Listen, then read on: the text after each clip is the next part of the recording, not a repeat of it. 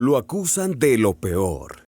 Kate Middleton, esposa del príncipe William, fue acusada de relacionarse con un hombre muy peligroso y dejarlo entrar en las intimidades de la realeza británica. Este tipo se hace llamar Paul Carberry y fue condenado hace años por desvivir personas. Así como lo oyes.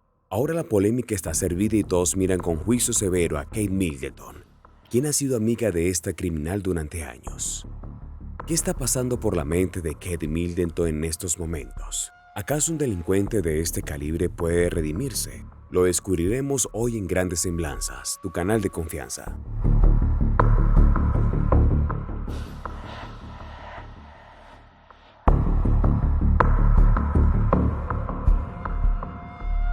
En mayo de 2022, la princesa de Gales se mostró en público muy sonriente mientras hablaba con Paul Carberry, el ahora director ejecutivo de una de las organizaciones benéficas más grandes apadrinadas por Kate Middleton, la AFC. Ni ella ni su esposo, el príncipe William, eran conocedores del pasado criminal de su interlocutor, según ha desvelado el medio británico The Mirror, y estuvieron conviviendo sin saberlo, de forma muy íntima con un perverso delincuente británico. Fue en marzo cuando Carberry fue nombrado director ejecutivo, a la vista de todos, sin que nadie pudiese imaginar su pasado, a excepción de sus compañeros de trabajo, que sí eran conocedores de su macabra historia. ¿Qué fue eso tan terrible que hizo este hombre? Te lo contamos de inmediato. Sigue sintonizado. Carberry era un chico sin aún pelo en el pecho cuando llevó a cabo un ataque mortal con un cuchillo en un tren. Primero tomó la vida de Michael McBain, de 2022, y después de John Murray, de 21 años, quien falleció poco después mientras era trasladado de emergencia a un hospital. Todos viajaban en un tren que transportaba a fanáticos del fútbol escocés a Londres para un partido contra Inglaterra en 1979. Carberry fue arrestado cuando el tren se detuvo en Warrington, Shropshire, en diciembre de 1979. Apenas un año después, fue declarado culpable por los horribles actos, después de declararse inocente en el Tribunal de la Corona de Chester, lo que hizo más severa su condena. Fingir inconsciencia de sus actos en el momento para no ser juzgado como un criminal, sino como un convaleciente mental en toda regla. Desde el medio de comunicación The Mirror, han conseguido hablar con Carberry, y hoy te traemos estos datos en exclusiva gracias al equipo de reporteros de Grandes Semblanzas. Se supo que Paul no ha negado los hechos y ha confesado que es algo de lo que se arrepiente todos los días de su vida. En sus propias palabras, dijo que una familia no tiene a un ser querido por mi culpa y cargaré con ese dolor hasta el fin de mis días. Tampoco quería mentirle a los príncipes, no fue mi intención. Carberry cumplió un tiempo en una cárcel para jóvenes y en una prisión para adultos antes de ser liberado en 1985. Poco después, y tras muchísimas carencias por el sistema de reinserción británico, consiguió un trabajo como trabajador social y comenzó a hacer una vida nueva, intentando olvidar los demonios del pasado, aunque tenía un recuerdo amargo cada vez que alguien miraba su expediente y lo juzgaba como un criminal. Pese a su pasado, Paul fue abriendo puerta poco a poco, hasta que consiguió que nadie viera las manchas en su historial.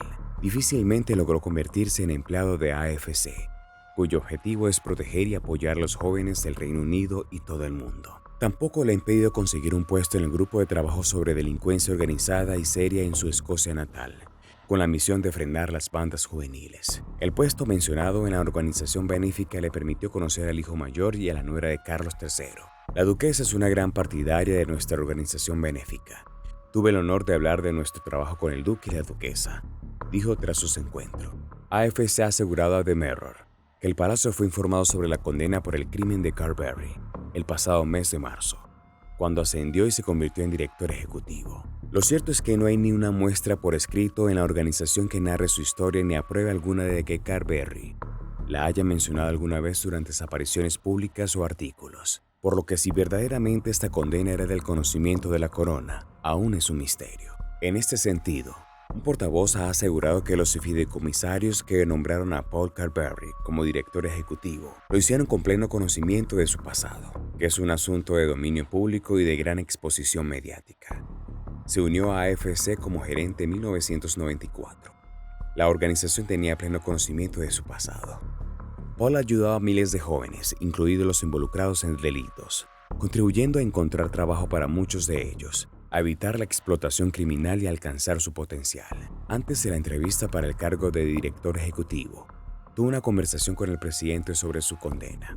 La presidenta Sarika Pedel dice que él le comentó que su pasado por la fundación fue un punto de inflexión y que, aunque no podía cambiar lo que hizo, había dedicado su vida y su rehabilitación a ayudar a los jóvenes vulnerables. Tras lo expuesto ahora, tomaremos el caso de Paul Carberry y lo usaremos de ejemplo para responder las preguntas más interesantes sobre la condición humana. ¿Un loco o un criminal como Paul se hace o se nace? ¿Acaso pueden redimirse o están condenados para siempre a ser personas peligrosas? Quédate en este canal para descubrirlo. A través de la historia de la humanidad, siempre ha existido criminales patológicos. Tal vez no se catalogaban con los términos conocidos hoy en día, pero existían.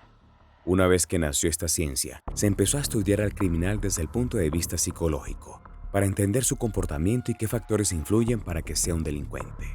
Los criminales desviven personas por placer, por necesidad o por lujuria. ¿Acaso hay algo más en su psiquis? ¿O todos estamos locos, pero solo ellos lo demuestran? Desde que nació la ciencia de la criminología, el objetivo principal era deducir si un criminal nace o se hace. Hay muchas teorías al respecto, unas más comprobables que otras, unas más ciertas que otras. Se trata en el fondo de entender la manera de actuar de un criminal, de entender qué pasa por su mente cuando va a cometer un crimen. Es un tema muy complejo e interesante. La criminología trata de explicar el comportamiento psicológico de criminales, como Paul Carberry y tantísimos otros. Trata de entender qué factores llevaron al delincuente a cometer un crimen. Es una ciencia que ha tratado de explicar a lo largo del tiempo los factores que intervienen para que un delito se cometa tal y como lo vemos. Ha sido una obsesión de los investigadores conocer si una persona nace con predisposición a cometer un delito o no. Como es un tema tan complejo, los investigadores partieron analizando la parte biológica del delincuente. Después, agregaron la parte social. Más tarde, la parte ambiental, la escolaridad, y así, con el paso del tiempo, llegaron a abarcar todos los posibles factores que influyen en la mente de un criminal. Es tan complejo que no hay un patrón único que indique si un individuo será o no criminal, porque lamentablemente se descubre a un criminal de una vez que haya cometido el delito. Por eso te presentamos una lista con los factores más determinantes que pueden hacer que una persona se desvíe al camino de las nieblas. Factores familiares. La familia es muy importante en las primeras etapas de desarrollo de un individuo, sobre todo en la socialización. Va a depender mucho si es una familia numerosa, si hay una ausencia de progenitores, el estilo de crianza, si hay autoritarismo o permisividad. Influye también el ambiente familiar. En esta etapa es cuando se inculcan los principios y valores que le servirán al futuro adulto para defenderse de las malas influencias que encuentre en su vida. Factores escolares. La escolaridad es muy importante, ya que es ahí donde se refuerzan los principios inculcados en el hogar. Además, también se pueden adquirir malos hábitos o malas experiencias, como el fracaso escolar, competitividad e individualismo. Como vemos, tanto en el hogar como en la escuela, se entregan enseñanzas que marcarán la vida de la persona, tanto positiva como negativa. El concepto de ley o autoridad debe ser interiorizado en esta etapa. Factores ambientales. El ambiente en el que crece el individuo es muy importante. A más clase social, menos probabilidad de ser delincuente, y fue demostrado con estadísticas. Lo que se deducía era que en la clase social baja existían más delincuentes. Con el paso de los años, se pensó que la clase social baja se veía más desfavorecida, que no estaba en igualdad de condiciones que la clase social alta, ya que no podían contratar mejores abogados. Hoy se dice que la influencia del ambiente en el criminal ocurre mediante su grupo de pares, en la familia, en los amigos, y si en su grupo delinquen, consumen sustancias, sería un fuerte predictor de delincuencia como una posible causa. Medios de comunicación. Hay que cuidar la información que se entrega para no crear estigmas sociales que arrestan a los individuos a la delincuencia. Factores genéticos. Ciertos comportamientos antisociales tienen una base genética. Algunos resultados de investigaciones dicen que ciertas personas están predispuestas a relacionar el castigo físico con agresividad, lo que explicaría por qué no todos los chicos maltratados desarrollan tendencias antisociales. Si todos estos factores se unen, o al menos algunos, podríamos tener la respuesta a la pregunta arriba mencionada. ¿Un criminal nace o se hace? Probablemente todos tenemos en nuestra personalidad algún factor psicopatológico, pero no siempre se manifiesta si no existe la oportunidad de cometer un crimen. Y ahí entran en juego todos los factores más mencionados. Conclusión. Cuéntanos en los comentarios. ¿Qué opinas de la extraña relación entre Kate Middleton y Paul Carberry? Esto es Grandes Semblanzas, tu canal de confianza, pero nos veremos mañana con un nuevo video. Recuerda seguirnos para enterarte de todo.